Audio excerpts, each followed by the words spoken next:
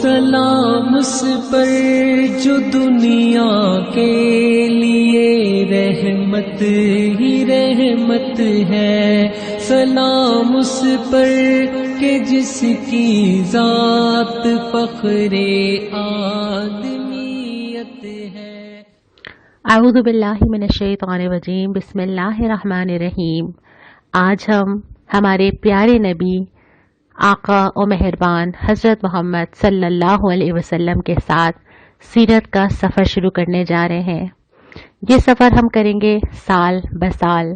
پہلا سوال تو یہ پیدا ہوتا ہے کہ یہ سفر کیا ہی کیوں جائے؟ اس لیے کہ یہ ہم سب کی اشد ضرورت ہے۔ ہم جب کلمہ طیبہ پڑھتے ہیں لا الہ الا اللہ محمد رسول اللہ، تو اس کو مکمل کرنے کے لیے ہمارا ایمان نبی پر ہونا بہت ضروری ہے۔ پھر اسلام پہ بھی جب ہم چلنا چاہتے ہیں تو ان میں خواہش بھی پیدا ہوتی ہے نا، دین پہ چلنا چاہیے، کس سے پوچھیں، کیا کریں؟ پھر ہم لوٹتے ہیں سیرت کی طرف۔ پیروی بھی کرنا چاہتے ہیں، لیکن پیروی کے لیے ضروری ہے کہ ہم جانتے تو ہوں، لہٰذا علم بھی ہماری ضرورت ہے۔ پھر اللہ تعالیٰ نے اپنی محبت کا ذریعہ بتایا ہے کہ نبی کی محبت اور نبی کی پیروی، تو اللہ کی محبت بھی تو ہمیں چاہیے نا۔ زندگی کے مختلف مراحل ہیں، مختلف سٹیجز ہیں، مختلف حیثیتیں ہیں میری اور آپ کی، اس میں رہنمائی بھی چاہیے۔ وہ رہنمائی کہاں ملے گی؟ وہ بھی سیرت سے ملے گی۔ اور پھر ہم گمراہی سے بھی بچنا چاہتے ہیں، آس پاس اتنے مختلف حالات، فتنے، طرح طرح کی باتیں، ہمیں کوئی ایک سیدھا آسان سمپل اسٹریٹ راستہ چاہیے، اور وہ سیرت سے بہتر کوئی نہیں ہو سکتا۔ ہم نے قرآن پڑھا، قرآن کا پورا مشن پڑھا۔ قرآن کام دیتا ہے، عبادت کرنے کو کہتا ہے، نظام لانے کو کہتا ہے، دین غالب ہونے کو کہتا ہے، اپنی زندگی کو اللہ کے رنگ میں رنگنے کو کہتا ہے۔ ہمیں کوئی رول ماڈل چاہیے نا، ہمیں اس کی کوئی عملی تصویر چاہیے جس کو ہم دیکھ کے سیکھیں کہ اچھا یہ ساری چیزیں ایسے بھی ہو سکتی ہیں۔ تو ان سارے مقاصد کے لیے ہماری ضرورت ہے کہ ہم سیرت پڑھیں۔ اور سیرت بھی کس طرح پڑھیں؟ جب ہم سیرت پڑھنا سیکھتے ہیں نا، ہم نے شروع سے جو پرسنالٹیز بچپن سے پڑھنا سیکھا ہوتا ہے، وہ یہ سیکھا ہوتا ہے کہ ہمیں فنگر ٹپس پہ ان کی معلومات زبانی یاد ہوں۔ یہ سیرت ہم اس طرح نہیں پڑھیں گے، یہ معلومات تو ہم کسی کتاب سے بھی لے سکتے ہیں۔ یہ سیرت ہم اس طرح پڑھیں گے کہ جیسے ہم اپنی آنکھوں سے ایک کہانی دیکھ رہے ہیں، ایک دور دیکھ رہے ہیں، ایک سفر دیکھ رہے ہیں، ساتھ ساتھ چل رہے ہیں، ساتھ ساتھ محسوس کر رہے ہیں۔ ایک طرح سے ہم اپنے تخیل میں یہ پورا سفر دیکھیں گے کہ نبی کریم صلی اللہ علیہ وسلم نے اپنی زندگی کیسے اس قرآن کے ساتھ، قرآن کے سائے میں اور قرآن کو لے کر گزاری، اور کیسے قرآن کو قائم کیا۔ ترتیب ہماری یہی ہوگی کہ ہم درود شریف سے آغاز کریں گے، اس کے بعد اگر میں نے آپ سے کوئی سوال کیے ہوں گے ان کے جوابات کا جائزہ لیں گے۔ سیرت کو ہم اس طرح پڑھیں گے کہ ہم نے اس کو 3 حصوں میں تقسیم کیا ہے۔ ایک حصہ تو وہ ہے کہ ابھی نبوت نازل نہیں ہوئی، نبی کریم صلی اللہ علیہ وسلم کی زندگی کے 40 سال مختصر ترین بس آج اس کا جائزہ لے لیں گے۔ اس کے بعد جب وحی نازل ہوتی ہے، پہلی وحی کے بعد 13 سال کا مکی دور جس میں بہت مشکلات، بہت مسائل، بہت پریشانیاں ہیں۔ اس کے بعد ہجرت مدینہ ہوتی ہے، اور مدینہ جانے کے بعد 10 سال جس میں پھر اسلام کو نافذ کرنا شروع کیا جاتا ہے۔ سال بسال ہم لیتے چلے جائیں گے ہر کلاس میں جتنا ممکن ہوا۔ اس کے بعد پھر ہم ایک حدیث ضرور پڑھیں گے تاکہ ہمارا تعلق حدیث سے بھی بنے۔ اس کے بعد میں آپ سے سوالات پوچھوں گی جس کا حسب معمول آپ مجھے جواب دیں گے، فارم آپ کو واٹس ایپ گروپ میں مل جائیں گے۔ اور اس کے بعد پھر ہم ایک سنت لیں گے، اور یہ وہ سنت ہوگی جو ہم قائم کرنے کی کوشش کریں گے اپنے گھروں میں، اپنے بچوں کے ذریعے، اپنے جاننے والوں کے ذریعے۔ تو ایک چیز جو ہمیں اپنی زندگی میں نافذ کرنی ہے یا شروع کرنی ہے، ایک سنت ایک ہفتہ انشاءاللہ۔ اللهم صل على محمد وعلى آل محمد كما صليت على إبراهيم وعلى آل إبراهيم إنك حميد مجيد اللهم بارك على محمد وعلى آل محمد كما باركت على إبراهيم وعلى آل إبراهيم إنك حميد مجيد۔ اب آئیے سیرت کے سفر پہ چلتے ہیں۔ سورہ بقرہ میں ہم نے حضرت ابراہیم علیہ السلام کی دعا پڑھی تھی، ربنا وابعث فیہم رسولا منہم یتلو علیہم آیاتک वयुअल्लिमुहुमुल किताब वल हिकमत वयुज़क्कीहिम इन्नका अंतल अज़ीज़ुल हकीम। हज़रत इब्राहीम ने दुआ मांगी थी कि ए अल्लाह, यहाँ पर एक रसूल मबूस कर जो आयात सुनाए, किताब की और हिकमत की तालीम दे, पाक करे। और ये दुआ उस वक्त की थी जब वो काबा की दीवारें उठा रहे थे।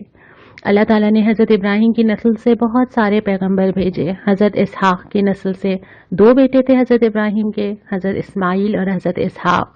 हज़रत इसहाक की नस्ल से हज़रत याकूब अलैहिस्सलाम, हज़रत यूसुफ अलैहिस्सलाम, हज़रत मूसा अलैहिस्सलाम, हज़रत ईसा अलैहिस्सलाम और बेशुमार और भी नाम हैं। लेकिन हज़रत इस्माइल अलैहिस्सलाम की नस्ल से नबी करीम हज़रत मोहम्मद सल्लल्लाहु अलैहि वसल्लम भेजे।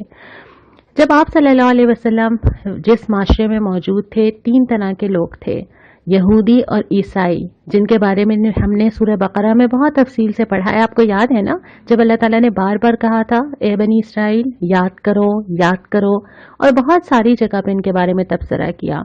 ये दोनों वो लोग थे जो कि हज़रत इसहाक की नस्ल से हज़रत ईसा और हज़रत मूसा से ख़ुद को मंसूब करते थे। इनसे ज़्यादा वास्ता तो मदीने जाके पड़ा। लेकिन जो मुशरिकीन मक्का थे, जो फौरी तौर पे नबी करीम सल्लल्लाहु अलैहि वसल्लम ने फेस किया, उनकी सूरत हाल ये थी कि मक्का में एक क़यादत का मकाम था, बड़े ज़ोरावर, लेकिन अकायद इंतहाई मुशरिकाना। अल्लाह को मानते थे लेकिन इंतहाई शिरक में मुब्तला थे, यहाँ तक कि काबे में भी मूर्तियाँ ला के रख दी थी। मजहब कारोबार के तौर पर इस्तेमाल हो रहा था, फासिकाना कल्चर था, इखलाकी पस्ती जिसकी कोई इंतहा नहीं थी। और जिस माशरे में अल्लाह का खौफ न रहे, वहाँ इंसान किस हद तक नहीं गिर सकता, फिर तो कोई हद ही नहीं है ना उसके गिर जाने की।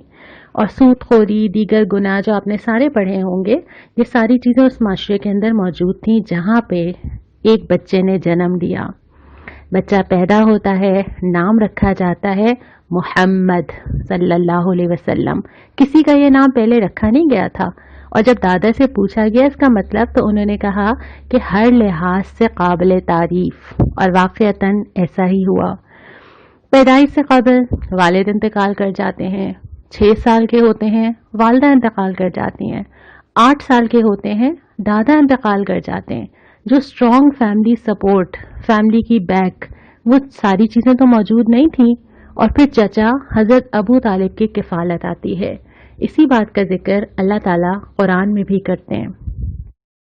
सूरह ज़ुहा में जिक्र आया था ना कि हमने आपको क्या यतीम नहीं पाया था, अलम यजिदका यतीमन फआवा ववजदका ग़ाल्लन फहदा ववजदका आइलन फअग़ना।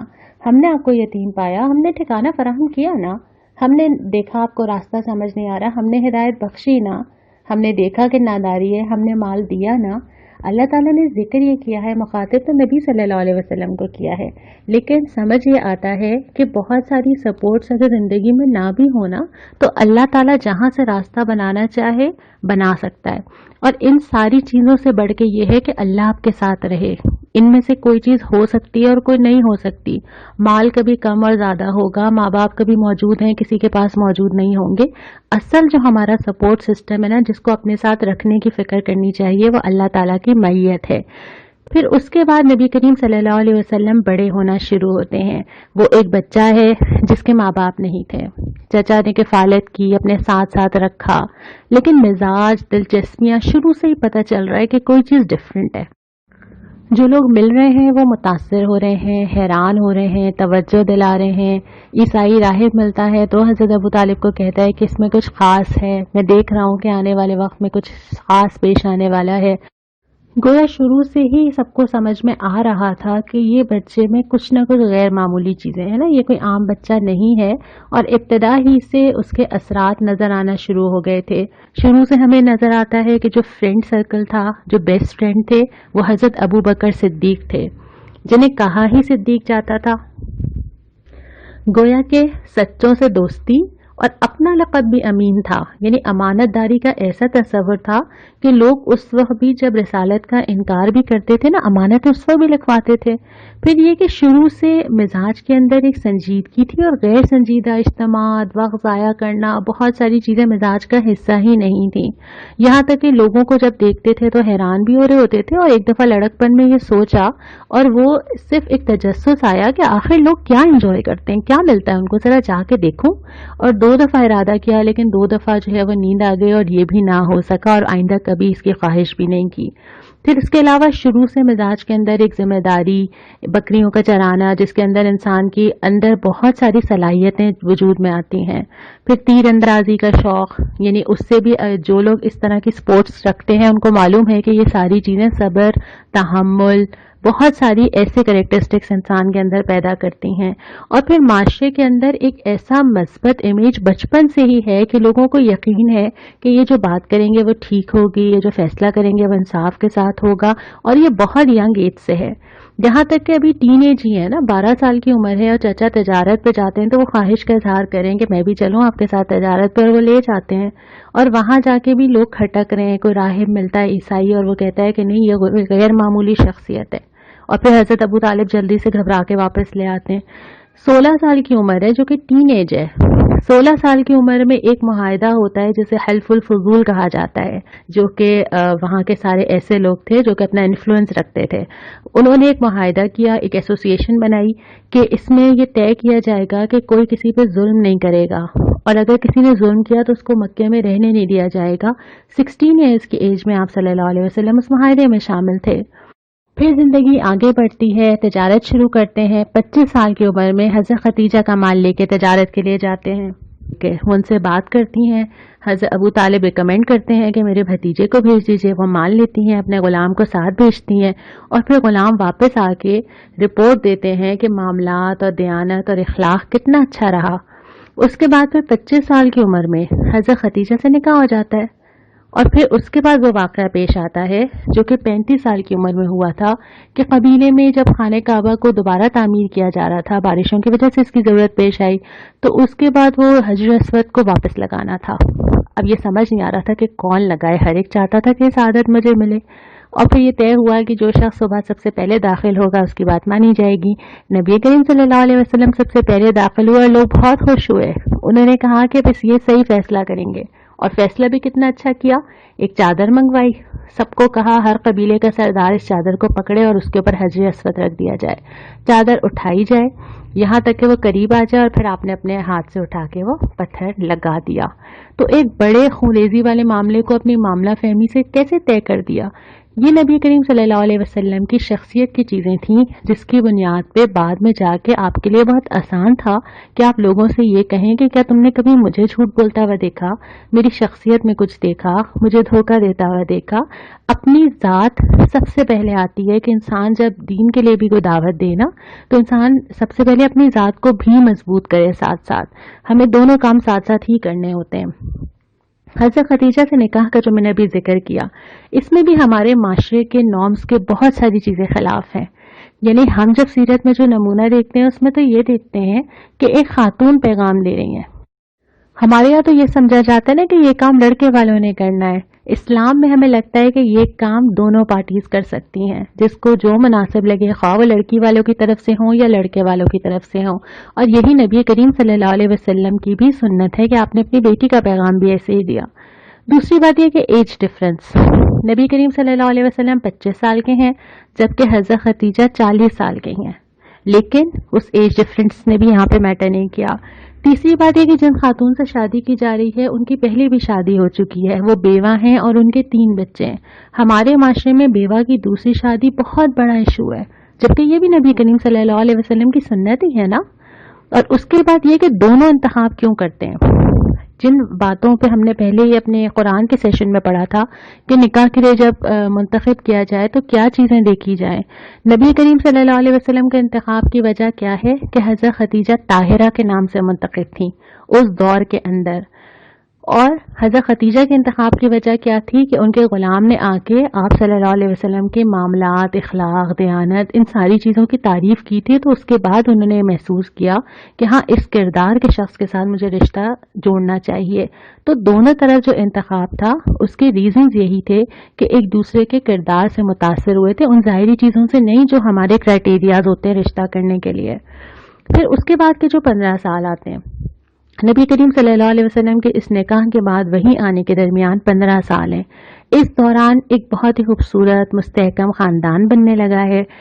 یہ خاندان بنایا ہے ایک بزنس وومن نے جو بزنس بھی کرتی ہیں لیکن وہ ہوم میکر بھی ہیں، بہت ہی پیارے بچے جن کی بہت اچھی پرورش، جس میں بڑے بڑے ہمیں آگے جا کے مثالیں ملتی ہیں، حضرت زینب، حضرت فاطمہ، اور پھر اس کے ساتھ ساتھ انہوں نے 2 بچوں کو زیر کفالت لیا۔ اس میں بھی رہنمائی یہ ملتی ہے کہ آپ صلی اللہ علیہ وسلم نے حضرت زین بن حارثہ کو، جو کہ حضرت خدیجہ لے کر آئی تھیں، ان کے بھائی کے غلام تھے، آپ نے ان کو اس حد تک کفالت میں لے لیا کہ وہ بیٹا کہلانے لگے اور اپنے گھر جانے سے انکار کر دیا۔ ان کے باپ آئے کہ اس کو واپس کر دیں، حضرت زید نے کہا نہیں، مجھے واپس نہیں جانا۔ اور پھر اس کے بعد حضرت علی جو آپ صلی اللہ علیہ وسلم کے چچا کے بیٹے تھے، لیکن کتنا پیارا سٹیپ تھا کہ وہ چچا فائنینشلی پرابلمز کا شکار تھے، تو آپ صلی اللہ علیہ وسلم جا کے ان سے یہ کہا کہ ہم اس کی ذمہ داری لیتے ہیں، اور ان کی ساری ذمہ داری اور کفالت اب ہماری ذمہ داری ہے۔ تو اس طرح یہ 2 جو ہیں نبی کریم صلی اللہ علیہ وسلم کے زیر سایہ پلنے والے افراد ہیں۔ پھر معاشرے میں ایک امیج بننا شروع ہوا، تمام لوگ ان سارے معاملات کو دیکھ رہے تھے جو آپ دن اور رات کر رہے تھے، لیکن کوئی چیز مسنگ تھی۔ نبی کریم صلی اللہ علیہ وسلم کے اندر ایک فیلنگ تھی کہ کچھ مسنگ ہے۔ یہ فیلنگ ہمیں بھی ہوتی ہے، ہم دنیا کے سارے معاملات چلا رہے ہوتے ہیں، دن رات، صبح شام، کام، مصروفیات، اندر ایک خالی پن کی فیلنگ ہوتی ہے۔ آپ صلی اللہ علیہ وسلم کو بھی کوئی فیل تھی جس کے لیے آپ غار حرا جاتے تھے، بیٹھتے تھے، کئی دن عبادت کرتے تھے، سمجھ نہیں آتا تھا کہ کیا کیا جائے۔ ایک دن ایسا ہوا کہ ایک فرشتہ آتا ہے، آواز دیتا ہے، پکارتا ہے، اقرا بسم ربک الذی خلق، پڑھیے اپنے رب کے ساتھ جس نے پیدا کیا۔ آگے کیا ہوتا ہے یہاں سے ہم آغاز کریں گے اگلی کلاس میں، اور یہاں سے ہمارے اس سفر کا آغاز ہو جائے گا جب قرآن نے پہلی بار پکارا۔ پھر کیا ہوا؟ کچھ سوالات آپ کو میں بھیج رہی ہوں، آپ انشاءاللہ اس کا جواب مجھے آج دے دیں گے، اور کوشش کریں گے کہ جمعرات سے پہلے دے دیں۔ یہ کلاس آپ کو ویکنڈ پہ مل ہی اسی لیے رہی ہے کہ آپ آرام سے اپنا ویکنڈ پلان کریں گے نا، اس پلاننگ کے اندر 1 گھنٹہ اس کلاس کا رکھ لیجئے گا، سننے کا، سوال سمجھنے کا اور جواب دینے کا۔ ویکنڈ پہ نہ کر سکیں، ویک ڈے میں کر لیجئے گا، منڈے ٹیوزڈے بھی آپ کے پاس ہوگا، ویڈنسڈے یا تھرسڈے تک آپ ہمیں اس کے جوابات انشاءاللہ تعالی بھیج دیں گے۔ جو حدیث آج کی ہے، وہ حدیث تو میں نے آپ ہی کو سوچ کے نکالی تھی، بلکہ ہم سب کو سوچ کے نکالی تھی۔ وہ حدیث کیا ہے؟ حضرت انس سے روایت ہے کہ نبی کریم صلی اللہ علیہ وسلم نے فرمایا کہ انسانوں میں سے کچھ لوگ ہیں جو اللہ والے ہیں۔ کتنے مزے کا لفظ ہے نا یہ، اللہ والے۔ لوگوں نے پوچھا یا رسول اللہ یہ کون سے لوگ ہیں؟ آپ نے فرمایا قرآن والے۔ قرآن والے ہی اللہ والے ہیں، اور یہی خدا کے خاص بندے ہیں۔ قرآن والے، اٹھانے والے، محبت کرنے والے، سمجھنے کی کوشش کرنے والے، زندگی کو بدلنے کی کوشش کرنے کی خواہش رکھنے والے، پیغام پہنچانے والے، دوسروں تک پہنچانے والے۔ اللہ سے امید ہے کہ جب ذکر ہوگا نا قرآن والوں کا، بلکہ اللہ والوں کا، انشاءاللہ نام کہیں نہ کہیں میرا آپ کا آئے گا انشاءاللہ۔ آج کی جو سنت ہے جو زندگی کے اندر کرنی ہے، بہت آسان ہے، تھوڑی مشکل بھی لگے شاید۔ وہ کیا ہے کہ ہم نے ہر ایک کو سلام کرنا ہے۔ فرمایا ہے افشوا السلام بینکم، آپس میں سلام کو رواج دو۔ سلام اصل میں سلامتی، پیس، یہ وہ میسج ہے جو اسلام کا بھی میسج ہے کہ اسلام لوگوں کے لیے سلامتی لے کر آیا ہے۔ اس سے کسی کو نقصان نہیں ہے، یہ کسی کے لیے مشکل نہیں ہے۔ جہاں جاتا ہے وہاں لوگ سلامتی، برکت، نیکی، ساری چیزیں محسوس کرتے ہیں، اور یہ سلامتی کا میسج اس ایک لفظ کے اندر بھی ہے، السلام علیکم ورحمۃ اللہ۔ لوگوں سے رابطہ بڑھانے کے لیے، محبت بڑھانے کے لیے آپ کسی کو راہ چلتے کو سلام کیجیے، وہ مسکرا دیتا ہے۔ تو اس سلام کو زیادہ سے زیادہ کرنے کی کوشش کرنی چاہیے، اور یہی نبی کریم صلی اللہ علیہ وسلم کی سنت ہے نا۔ راستے میں اگر کوئی مل جائے سلام کرنا، بچوں کو، خواتین کو پہل کرنا، کوئی نہ بھی کرو تو پہلے سلام کر دینا۔ یہاں تک کہ کوئی آئے کہ کسی نے سلام بھیجا ہے تو اس کو یہ کہنا کہ اس کے لیے بھی وعلیکم السلام، اور تم پر بھی اللہ کی سلامتی ہو جو سلام لے کر آئے ہو۔ گھر میں داخل ہوتے ہوئے، گھر سے نکلتے ہوئے، کسی کے گھر جائیں تو 3 دفعہ پکار کے سلام کرنا، تو یہ ساری نبی کریم صلی اللہ علیہ وسلم کی سنت ہے، اور آج ہم آغاز اسی سے کر رہے ہیں۔ ہم کوشش کریں گے کہ ہم زیادہ سے زیادہ پہل کر کے سلام کریں۔ اور ہاں، ایک بات اور، ہم یہ بھی غور کریں گے کہ ہم جو سلام کرتے ہیں وہ صحیح سے ادا کرتے ہیں، یعنی واضح طور پر السلام علیکم کہتے ہیں یا نہیں۔ یہاں پہ ہمارا آج کا یہ لیسن مکمل ہوتا ہے۔ اگلے ہفتے پہلی وحی سے ہمارا سفر شروع ہوگا۔ السلام علیکم ورحمۃ اللہ۔ سلام اس پر کہ اسرار محبت جس نے سمجھائے، سلام اس پر کہ جس نے زخم کھا کر پورا